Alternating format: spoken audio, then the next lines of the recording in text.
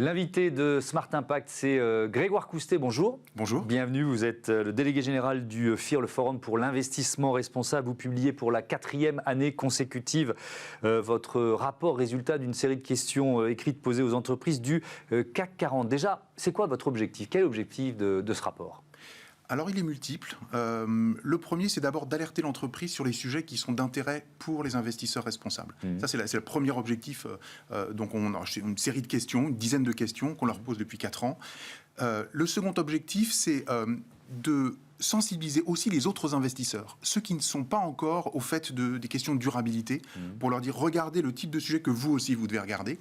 Et enfin, il y a un troisième objectif qui est une autre cible, on va dire, c'est le grand public, pour que le grand public puisse comprendre ce que fait un investisseur responsable et finalement, quels sont les leviers qu'il peut utiliser aujourd'hui pour aller vers une économie plus durable et donc avec les entreprises du CAC 40. Avec une demande de transparence qui est de plus en plus importante vis-à-vis des banques, mais pas que d'ailleurs, c'est ça qui est intéressant. Alors, c'est effectivement un exercice de transparence. Il faut être très clair là-dessus, on leur pose un certain nombre de questions, on va les évaluer, les noter sur la qualité de leurs réponses, mais on ne va pas juger directement de la qualité de leur politique. Ce qu'on fait, c'est juger de la qualité de leurs réponses à nous, communauté d'investisseurs responsables. Comment vous choisissez d'ailleurs ces grands thèmes, ces questions ? Alors, elles sont choisies par des analystes extra-financiers. Donc, nous, on est une association loi 1901, on a à peu près 130 membres au total, et dans ces 130 membres, il y a beaucoup de sociétés de gestion et d'analystes extra-financiers. Donc, on les réunit, on discute des points clés pour eux, environnementaux, sociaux et de bonne gouvernance pour les entreprises, et on calibre les questions. Et d'année en année, bien sûr, on les précise. Elles sont plus précises en année 4 qu'elles ne l'étaient en année 1. Et puis, on fait un petit peu évoluer avec quelques modifications, même si les questions comme le climat, la biodiversité, la gestion des ressources restent des questions qu'on pose depuis l'origine. Alors, il y a peut-être une partie de nos téléspectateurs qui disent mais pourquoi les entreprises s'y plient? Comment c'est possible pour le Forum Investissement Responsable de le faire? En fait, il faut expliquer. Vous détenez une action de chacun de ces groupes, c'est ça? De chacune de ces entreprises? Exactement. Et l'aventure a commencé, on était avec des étudiants de Polytechnique qui étaient venus nous interviewer sur l'engagement actionnarial. Comment est-ce qu'on fait pour déposer des résolutions, etc. etc. Donc on leur a montré la complexité du système. Effectivement, c'est très lourd, il faut 0,5% du capital pour pouvoir déposer une résolution. Ils étaient un petit peu étonnés de tout ça. Et au passage, on leur a expliqué qu'il y avait par contre un dispositif beaucoup plus simple, beaucoup plus léger, qui était celui des questions écrites en assemblée générale. Pour faire cela, il faut une seule action. Une seule action suffit. Et mécaniquement, on la pose publiquement et l'entreprise est obligée de nous répondre publiquement. Ce qui fait qu'on a un taux de réponse qui est de 100%, puisque c'est une obligation légale, en tout cas pour beaucoup d'entreprises du CAC 40. Et nous, ça nous permet après de les évaluer. Les analystes extra-financiers, ils définissent la question, mais ils définissent aussi les critères qui vont permettre de noter de 0 à 3 étoiles. Voilà, si vous avez les meilleures pratiques, on vous donne 3 étoiles. Si vous ne répondez pas, vous avez 0 étoile. Et donc, ça nous permet de juger tout le CAC 40, ce qui fait quand même au total 400 questions qu'il faut après décrypter. Et au total, on a plus de 600 pages de réponses qui doivent être analysées par ces analystes de nos membres. On a bien compris, c'est un gros boulot. On va faire le bilan. C'est intéressant de commencer à avoir ce recul. Peut-être le positif pour commencer, c'est, j'en parlais en titre, les conditions d'éligibilité du label ISR. Elles se sont renforcées, pour ne pas dire durcies? Alors récemment, oui. Alors c'est un sujet qui est lié effectivement aux entreprises parce que souvent, les entreprises qui sont dans les fonds ISR traditionnels appartiennent au large cap, donc au CAC 40, le SBF 120 et d'autres entreprises, mais c'est aussi vrai à l'international. Donc il y a un lien entre les deux. Alors ce label ISR, il était arrivé...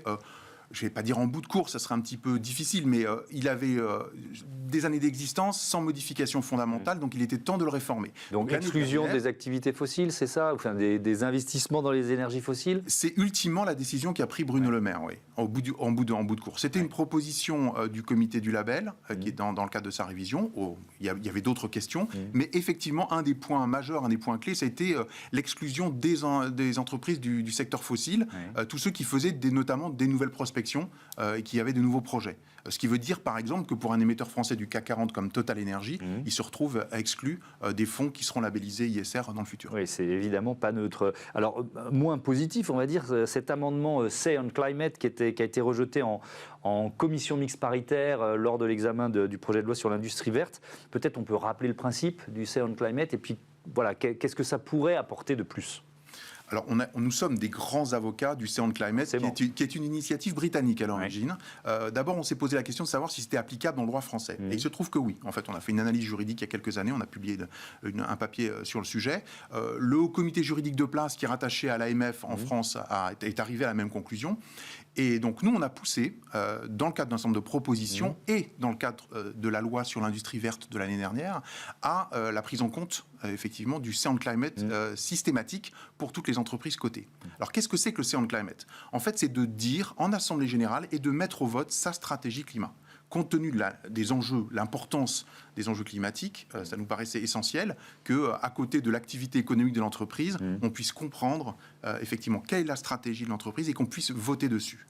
Avec un principe qui était un petit peu novateur, en tout cas ce qui concerne le droit français, c'est que on le met au vote de manière obligatoire. En revanche, on ne demande pas à l'entreprise de systématiquement suivre les recommandations de ce Sound Climate, puisqu'il était important de laisser le conseil d'administration à la manœuvre, finalement, de l'entreprise. Ouais. Alors bon, c'est pas passé en commission mixte paritaire, mais en préparant l'émission, je me suis dit, d'une certaine façon, ça renforce d'autant plus l'importance de votre rapport.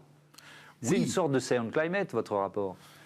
Alors, c'est pas une mise au vote. J'ai bien compris. Et la réglementation internationale, CSRD, notamment la directive européenne qui se met en œuvre, va demander un certain nombre de données complémentaires. Donc, on aura de l'information sur le climat. Mais là, ce qui est très intéressant avec le Sound Climate et de ce vote systématique, c'est qu'on peut mesurer finalement l'adhérence ou l'adhésion des investisseurs avec la politique de l'entreprise. Bon, donc il y a là encore un progrès potentiel. Alors, ce rapport, il propose aussi un classement des entreprises. Sur le podium, on va citer L'Oréal et Veolia, qui sont en tête avec une moyenne de 1,9 sur 3, donc c'est 3 étoiles, c'est ça, elles sont presque à 2 étoiles, et Michelin qui est juste derrière, 1,8.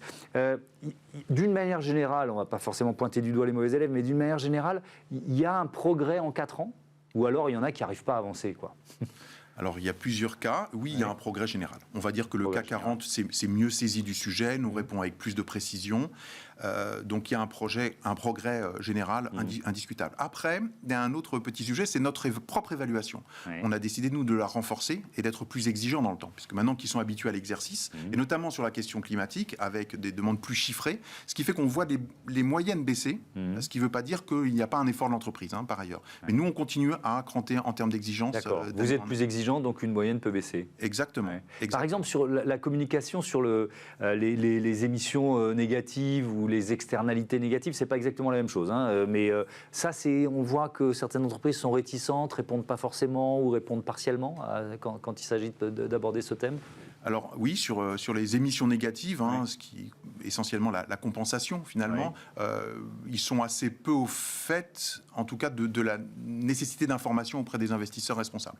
Encore une fois, ça c'est quelque chose qu'on a introduit dans cette année, dans notre questionnement. Il faut acculturer. C'est-à-dire que c'est un travail quotidien, régulier. Alors, il faut acculturer les entreprises sur nos demandes. Il faut s'acculturer nous-mêmes en tant que communauté. Puis ceux qui sont moins responsables, va-t-on dire, qui n'ont pas encore pris la dimension des choses.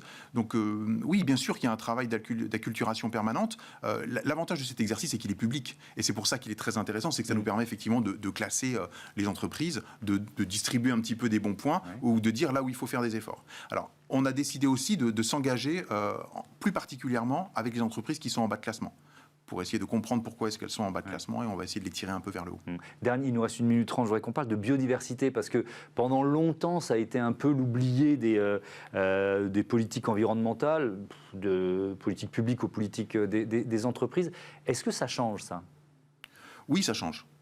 Alors, le climat a clairement montré un chemin. Maintenant, il y a des difficultés méthodologiques d'une autre nature sur la biodiversité. C'est ce que j'allais vous dire, c'est plus difficile à quantifier. C'est plus difficile, mais à la même hauteur que le climat, on est sur des enjeux qui sont systémiques, qui sont planétaires.